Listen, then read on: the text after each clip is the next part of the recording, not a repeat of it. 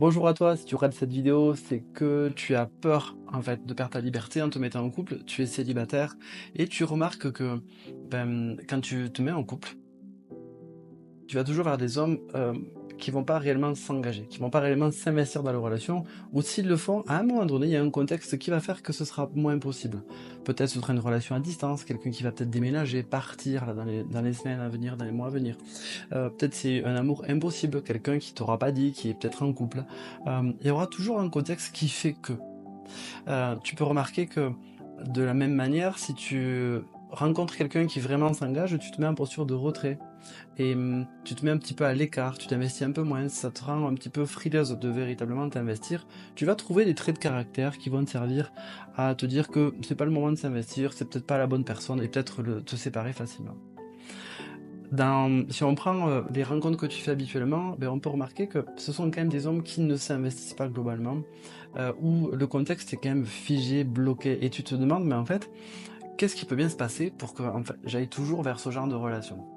Tu peux remarquer aussi que tu es très bien dans ton indépendance, tu adores, tu as plein de projets, socialement tu es assez à l'aise, et ça fait un petit paradoxe dans ta manière de fonctionner parce que tu es assez à l'aise, tu arrives à mettre corps à tes projets, tu arrives vraiment en plus à te projeter dans plein de choses, mais sur le plan affectif, là, toute cette énergie-là, tu ne la retrouves absolument pas. Alors, à quoi c'est dû? Comment est-ce qu'on peut expliquer que ce fonctionnement-là, il s'exprime de cette manière-là? Qu'est-ce qui t'appartient et qui appartient à ton histoire? Et qu'est-ce qui t'appartient aujourd'hui? Et surtout, qu'est-ce qu'on peut faire dans ces cas-là? Alors, à quoi c'est dû? Euh, alors, ce qui se passe pour toi, pour que ce soit toujours avec ce contexte-là, pour toi, si tu as peur de perdre ta liberté en rentrant dans un couple, c'est que le couple symbolise tout simplement un espace dans lequel tu peux pas vraiment réellement avoir ta liberté.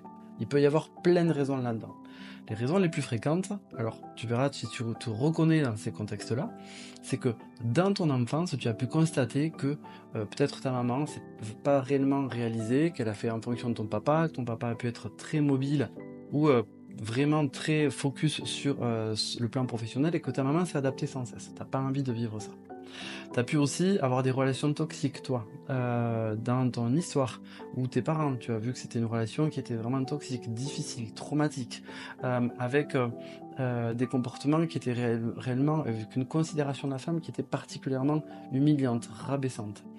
Toi, tu as pu aussi traverser des relations toxiques. Tu as pu traverser des relations où ton partenaire, il était dépendant affectif, il était sans arrêt sur toi, c'était assez étouffant pour toi. Mais tu as pu aussi avoir des relations où, lorsque tu rentrais dans la relation de couple, tu te rendais compte que là, en fait, tu donnais tout et t'existais plus.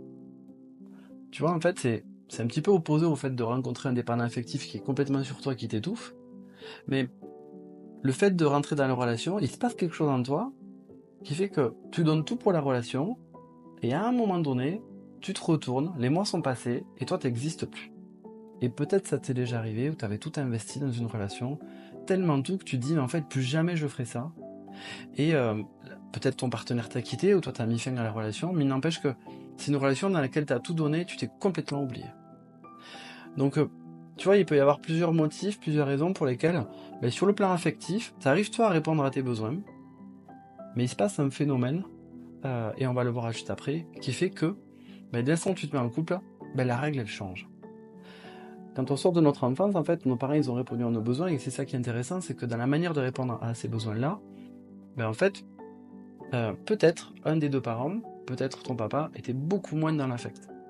Et donc, t'as pas été habitué à ce que véritablement le lien avec ton papa soit nourri. Peut-être tes parents sont séparés et ton papa est parti. Peut-être ton papa était très absent. En fait, il peut y avoir plein de contextes là-dedans qui fassent que dans la relation avec ton papa, t'as enregistré que l'homme, il n'investit pas réellement le lien. Donc, toi, tu dois le surinvestir pour qu'il existe. Par exemple. Donc, ce qui fait que toi, répondre à tes besoins affectifs de manière toute seule, autonome, tu prends pas de risque, tu y arrives très bien. Dès l'instant où tu te mets en couple, il peut se passer un phénomène, et c'est justement, tu vas comprendre pourquoi après par la suite, c'est exactement de ça dont tu auras besoin par la suite. Je prends un exemple, par exemple, le besoin de te sentir en sécurité pour toi.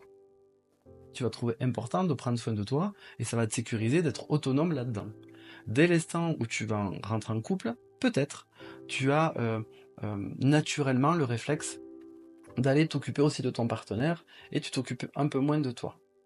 Mais aussi, quelque chose qui est assez naturel, c'est que comme ton partenaire s'occupe énormément de toi, te donne de l'attention, et en fait ça comble complètement cette sécurité, ces besoins-là en toi, et donc tu prends moins soin de toi. Petit à petit, tout ce qui vient de ton partenaire te nourrit énormément, tu es une amoureuse passionnée, et tu vas rentrer dans un cycle affectif où l'autre va prendre complètement cette place-là.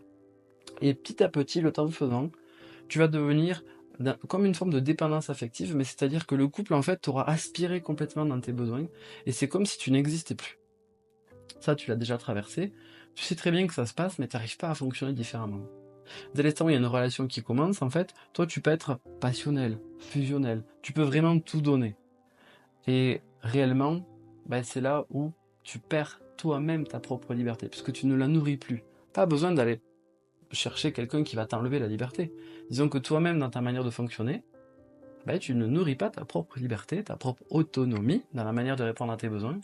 Et donc, que tu aies un contexte avec une relation toxique, que tu aies un contexte avec quelqu'un qui prend le pouvoir, que tu aies un contexte avec un manipulateur, ou un parent qui est pas vraiment, qui prend le lead sur toi, qui te met la pression où tu dois obéir, dans tous ces cas de figure, n'utilise pas ton propre pouvoir. Comment sortir de ça? C'est déjà toi-même répondre à tes propres besoins affectifs, toi en étant autonome là-dessus. Et quand tu es en couple, où il y a ce phénomène naturel de glisse sur les besoins de l'autre, et que l'autre participe au tien, c'est précisément à ce moment-là où tu vas vraiment te rappeler de continuer toi à répondre à tes besoins. En aucun cas, le couple va être fragilisé par ça. Au contraire, tu vas pouvoir le nourrir de la meilleure manière qui soit. Et le couple il sera enrichi que toi tu auras une posture pleinement nourrie. Tu seras pleinement en vibration par rapport au couple, tu vas te sentir libre, tu vas te sentir considéré, et ça va te faire un bien fou. Véritablement répondre toi-même à tes besoins affectifs, c'est créer quelque part la certitude que tu sois en couple ou pas, pour toi, ton équilibre n'est absolument pas en danger. L'équilibre affectif, lorsqu'il n'est pas respecté, ton cerveau se met en alerte. Et c'est pour ça que tu te dis, si je me mets en couple, je vais perdre ma liberté. C'est pas qu'on me la prend, c'est qu'à un moment donné, j'ai la sensation que je me retourne sur moi-même, et il se passe du temps, et je n'ai plus de liberté. Donc j'ai peur de ce que ça peut donner. Parce que moi-même, dans ma manière de fonctionner, je glisse vers ça sans m'en rendre compte, et de toute manière, j'y vais quand même. Donc ça va être important pour toi, précisément à ce moment-là, à mettre des balises. Ça peut être un rendez-vous avec toi-même tous les mois, toutes les semaines, où tu te dis, bon alors, je fais le point sur la manière dont je réponds à mes besoins. Qu'est-ce que je fais pour moi? Est-ce que je respecte ma liberté? Est-ce que je fais comme je veux?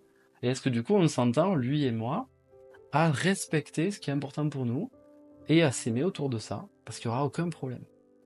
Et que vous habitiez ensemble ou pas, tu vas voir que tout va devenir possible dès l'instant où là, comme tu seras dans la projection, comme tu vas augmenter ton engagement envers lui, puisque tu vas augmenter ton engagement envers toi, ça ne symbolisera absolument pas perdre ta liberté, ça symbolisera avoir une capacité, une réserve affective beaucoup plus importante. L'amour précisément à ce moment-là pourra complètement servir tes projets de vie, qui tu es, tes besoins affectifs aussi, parce qu'on s'entraide et on s'apporte des niveaux affectifs différents que les niveaux individuels, et ça c'est véritablement ta propre révolution amoureuse va véritablement prendre cher ici. Tu vas pouvoir incarner complètement qui tu es, sans avoir peur de perdre ton identité et être heureuse en amour.